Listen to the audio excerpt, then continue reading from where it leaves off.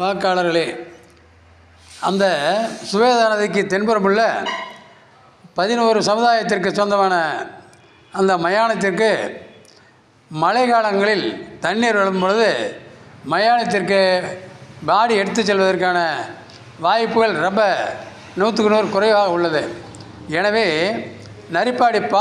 நரிப்பாடிக்கு செல்லும் பாலம் தென்புறத்திலிருந்து கீழ்ப்புறமாக ஒரு 200 மீட்டர் நீளமுள்ள ஒரு தடுப்பு சுவர் எடுத்து அந்த பாதையை செப்பனிட்டு அந்த மயானத்தில் தடுப்பு சுவர் எடுத்து தொழிலாளர்களுக்கு காசு கொடுக்கும் வகையில் ஒரு மண்டபம் கட்டி கொடுக்க மாவட்ட ஆட்சித்தலைவர் அன்று கெங்கவழி ஒன்றிய ஏபிடிஓ கூடமலை ஊராட்சி மன்றத்தினுடைய கிளார்க்கு ஊராட்சி செயலாளர் அவர்களையும் பலமுறை சொல்லி உள்ளேன்.